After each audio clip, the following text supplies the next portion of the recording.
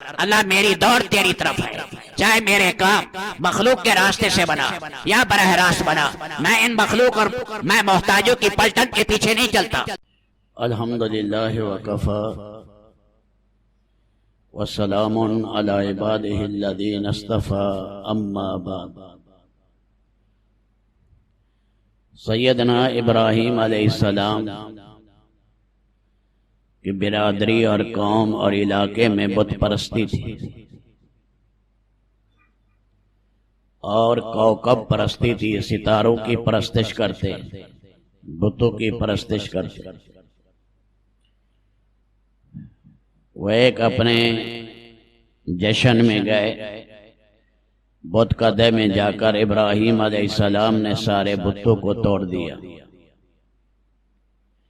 اور بڑے بت کو چھوڑ دیا اور کلہاڑا اس کے کندھے پر لٹکا دیا۔ واپس آئے تو دیکھا کہ یہ کام کس نے کیا ہے۔ وہی نوجوان جو چلتے پھرتے اٹھتے بیٹھتے ہر جگہ بتوں کی تردید کرتے ہیں، یہ کام کیا ہو تو اسی نے کیا۔ ابراہیم علیہ السلام کے سر ہو گئے، فرمایا جس کے کندھے پر کلہاڑا ہے اسی سے پوچھو، یہ ان کا بڑا ہے۔ ابراہیم علیہ السلام نے توریہ کیا، ایہام کیا، متکلم کلام کرے ایک مراد لے اور مخاطب دوسری مراد سمجھے تو یہ توریہ اور ایہام ہوتا ہے۔ انہوں نے کہا ابراہیم یہ بول سکتے تو پھر کیا تھا؟ فرمایا جو نہ بولتے ہیں نہ نفع نقصان کے مالک ہیں تو تم ان کے آگے کیوں جھکتے ہو؟ جواب تو کوئی نہ بن پڑا، خود بادشاہ اور یہ سارے تل گئے کہ ابراہیم علیہ السلام کو جلا ڈالو۔ مذہب ایک ایسی چیز ہے، چاہے کتنی غلط چیز پر آدمی جمع ہوا ہو اس پر بھی جان دینے کو تیار ہو جاتا ہے۔ ہمارے ایک ساتھی تھے، اس کا نام تھا مولانا فاروق صاحب، سرگودا کے علاقے کوٹ مومن کے رہنے والے تھے۔ میٹرک میں سارا خاندان ہندو تھا، یہیں رہا، ہندوستان نہیں گیا۔ میٹرک کے بعد وہ مسلمان ہو گئے اور پھر دینی تعلیم مکمل کی، لیکن اس کا والد والدہ اور برادری والے جو سارا گاؤں تھا وہ ہندو رہے۔ حالانکہ اس کا چچا جو تھا اس نے ایم ایڈ کیا ہوا تھا اور اسلامیات میں ایم اے کیا تھا، لیکن وہ بھی ہندو ہی رہا۔ سلطان بہو کی دربار پر اس کا والد صاحب ایک عرصہ تک رہے ہندوؤں کی حال، پھر کہتے ہیں کہ آخر میں توبہ کر کے مرا۔ ان کا ایک مدرسہ تھا بنات کا، میں بھی وہاں گیا۔ وہ خود جو ہے حادثے میں شہید ہو گئے۔ اس کے بیٹے عالم ہیں ماشاءاللہ۔ ان کی دادی آئی ہوئی تھی اور وہ ہندو تھی، 90 سال سے زیادہ عمر تھی۔ مجھے انہوں نے کہا کہ ہماری دادی کو کچھ باتیں سمجھائیں، شاید کوئی بات اتر جائے۔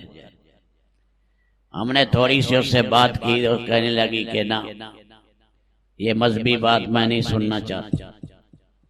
اس نے ایک بات میں سارا قصہ ختم کر دیا، کہنے لگے خدا دو ہیں، ایک رحیم ہے ایک رام ہے، تم رحیم کو مانتے ہو، ہم رام کو مانتے ہیں۔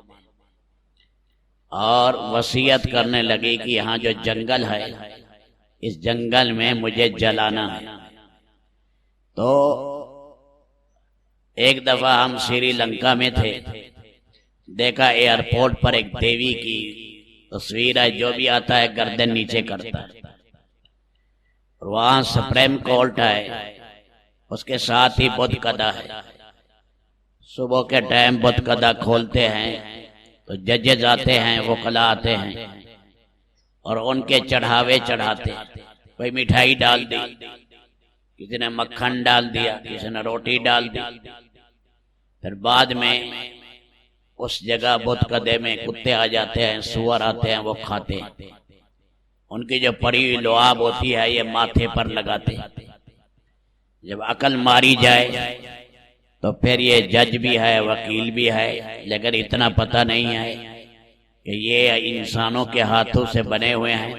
کتا پیشاب کر دے ہٹا نہیں سکتے، کوئی جانور آگے کوئی چیز کھا سکے تو یہ اس کو ہٹا نہیں سکتے، لیکن اس کے آگے جھکتے۔ سیدنا ابراہیم علیہ السلام کے بارے میں فیصلہ ہو گیا آگ میں جلانے کا۔ حرقوہ وانصروا آلہتکم، ان کو جلا دو، اتنا غصہ۔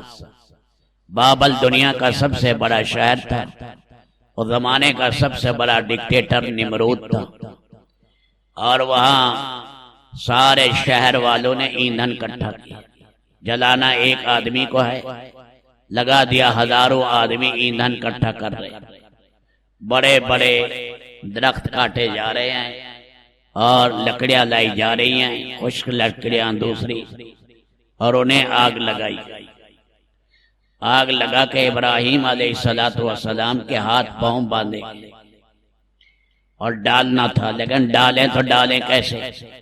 وہ آگ تو 7 دن جلتی رہی، آسمان سے باتیں کر رہی ہے، اوپر سے کوئی پرندہ بھی گزرتا وہ بھی جل کر اس آگ میں چلا جاتا۔ اب ڈالیں کیسے؟ اس کے لیے شیطان آیا، حیزر نامی ایک شخص کو لے کر، اس نے کہا منجنیق کے ذریعے ڈالو۔ منجنیق بنائی گئی، اور جیسے جو ہے توپ کہتے ہیں آج کل جدید، اس میں تو منجنیق میں رکھ کر 100-200 آدمی چلائیں گے اسے، اور ابراہیم علیہ السلام کو آگ میں ڈالا گیا۔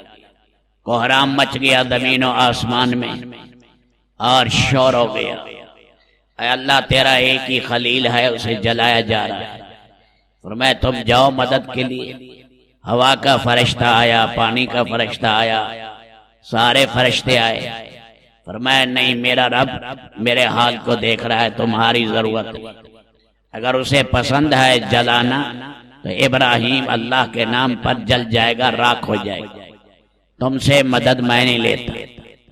اللہ کی شان، اللہ نے براہ راست حکم دیا اس آگ کو کہ اے آگ سلامتی والی ہو جا۔ روایات میں آتا ہے روئے زمین کی آگ بجھ گئی، اللہ نے سلامتی والی کہا۔ اگر یہ نہ کہتے، فرمایا ابراہیم علیہ السلام ٹھنڈک سے ٹھٹر جاتے۔ اللہ نے اس جگہ کے اندر ماء و ورد و نرجس، رب العالمین نے پانی کے چشمے جاری کر، اور وہاں گلاب کے پھول لمحے میں اگا دی، نرگس کے پھول اللہ نے پیدا کیا، فرشتے انس کے لیے آ گئے، شاہی لباس جنت سے لائے، وہ ابراہیم علیہ السلام کو پہنایا گیا، رسیاں جل گئی، لیکن ابراہیم علیہ السلام کے جسم کے بال کو تپش نہیں پہنچی۔ یہ ہے اللہ کی قدرت۔ سارا نمرودی منصوبہ فیل، ساری طاقت ان کی فیل، میلا میل ایندھن، اور ایک روایت میں ہے 7 دن اور ایک میں ہے 40 دن اسی جگہ رہے۔ فرمایا میری زندگی کے بہترین دن یہی ہیں، میری زندگی کے بہترین دن۔ نمرود اپنی بلند عمارت پر چڑھا، دیکھا وہ تو وہاں سبزہ زار ہے، گلے زار ہے، تو یہ دیکھ کر حیران ہو گیا کہ یہ کیا۔ حافظ ابن